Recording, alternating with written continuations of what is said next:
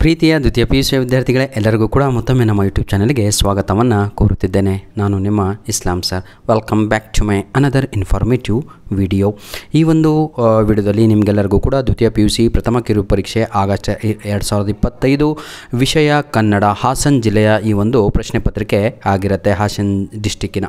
ಆಯಿತಾ, ಈ ಒಂದು ಪ್ರಶ್ನೆ ಪತ್ರಿಕೆಯನ್ನು ನಮಗೆ ಕಳಿಸಿಕೊಟ್ಟಂಥ ಲಕ್ಷ್ಮಿ ಅವರಿಗೆ ಧನ್ಯವಾದಗಳನ್ನು ತಿಳಿಸ್ತಾ ಇದ್ದೇನೆ. ಲಕ್ಷ್ಮಿ ಅವರು ನಮಗೆ ಕೆಮಿಸ್ಟ್ರಿ, ಕನ್ನಡ ಈ ರೀತಿಯಾಗಿ ಬಹಳ ಕ್ವಶನ್ ಪೇಪರನ್ನು ಕಳಿಸಿಕೊಟ್ಟಿದ್ದೀರಾ, ಧನ್ಯವಾದಗಳು. ಬನ್ನಿ ಈಗ ಒಂದೊಂದಾಗಿ ನಾವು ಪ್ರಶ್ನೆಗಳನ್ನು ನೋಡ್ತಾ ಹೋಗೋಣ. ಈ ಕೆಳಗಿನ ಪ್ರಶ್ನೆಗಳಿಗೆ ನೀಡಿರುವ ಉತ್ತರಗಳಲ್ಲಿ ಸರಿಯಾದದ್ದನ್ನು ಆರಿಸಿ ಬರೆಯಿರಿ. ಮಕ್ಕಳೇ, ನಾನು ಒಂದು 3 ಕ್ವಶನ್ ಪೇಪರು ಲಾಸ್ಟ್ ವೀಕಲ್ಲಿ ಅಪ್ಲೋಡನ್ನು ಮಾಡಿಕೊಟ್ಟಿದ್ದೆ, ಕನ್ನಡ ಕ್ವಶನ್ ಪೇಪರು. ಅದೇ 3 ಕ್ವಶನ್ ಪೇಪರಿಂದ ಸಂಪೂರ್ಣವಾಗಿ ಪ್ರಶ್ನೆಗಳು ಬರುತ್ತಿರುವಂಥದ್ದು. ಸ್ವಲ್ಪ ಹೋಗಿ ಚೆಕ್ ಮಾಡ್ಕೊಳ್ಳಿ. ಸೌಮಿತ್ರಿ ಎಂದರೆ ಯಾರು ಅಂತ ಇದೆ. ಇದಕ್ಕೆ ಸರಿಯಾದ ಉತ್ತರ ಬಂದು ಆಯಿತಾ, ಆಪ್ಷನ್ ಸಿ ಆಗಿರುತ್ತೆ, ಲಕ್ಷ್ಮಣ ಅಂತ. ಏನಾದರೂ ಉತ್ತರಗಳಲ್ಲಿ ತಪ್ಪು ಕಂಡು ಬಂದಲ್ಲಿ ತಾವುಗಳು ಕಮೆಂಟ್ ಮುಖಾಂತರ ಅದನ್ನು ತಿದ್ದುಪಡಿಸಬಹುದಾಗಿದೆ. Welcome, always welcome. ಆಯಿತಾ, ನೀವು ಕ್ರಿಟಿಸೈಸ್, ನಿಮ್ಮ ವಿಮರ್ಶೆಗಾಗಿ, ನಿಮ್ಮ ಕಮೆಂಟ್ಸಿಗಾಗಿ ಡೋಂಟ್ ಫೀಲ್ ಶೈ. ಆಯಿತಾ, be ready to pass the comments.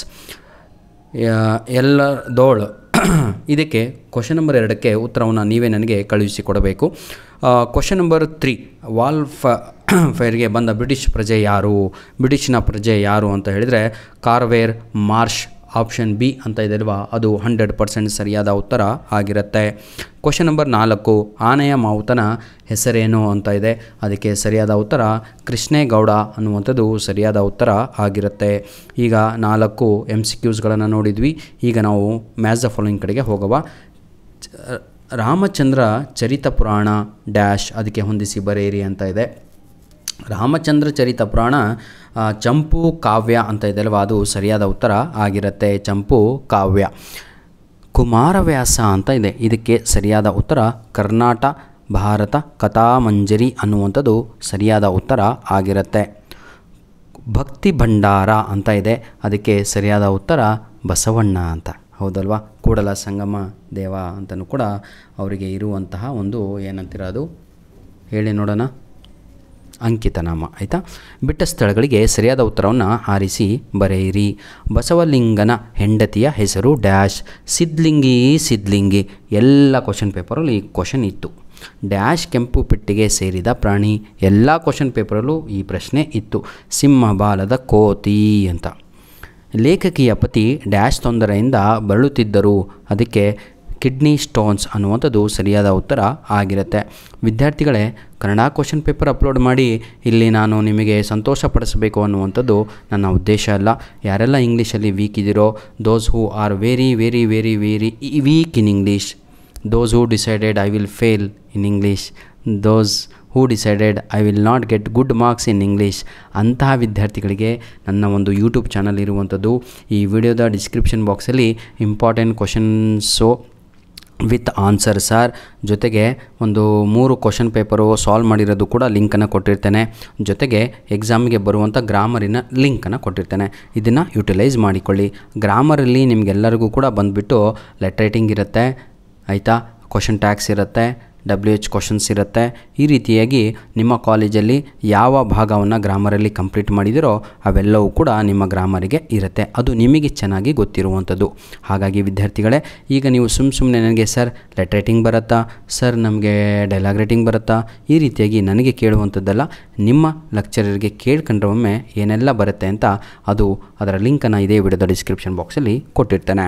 ಈಗ ಗ್ರಾಮರನ್ನು ಸ್ವಲ್ಪ ನೋಡ್ಕೊಂಡು ಹೋಗೋಣ. ಯಾವುದಾದ್ರೂ 3 ಪ್ರಶ್ನೆಗಳಿಗೆ ಸೂಚನೆಗೆ ಅನುಗುಣವಾಗಿ ಉತ್ತರಿಸಿ.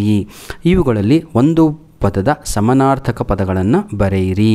ಪುಷ್ಪ ಅಂತ ಇದೆ, ಮರ್ಕಟ ಅಂತ ಇದೆ. ಪುಷ್ಪ ಅಂತ ಹೇಳಿದರೆ ಎಲ್ಲರಿಗೂ ಕೂಡ ಗೊತ್ತು, ಹೂವು ಅಂತ, ಹೌದಲ್ಲ, ಕುಸುಮ ಈ ರೀತಿಯಾಗಿ. ಆಯಿತಾ, ಮರ್ಕಟ ಇದಕ್ಕೂ ಕೂಡ ಏನಂತೀರ ತಾವುಗಳು,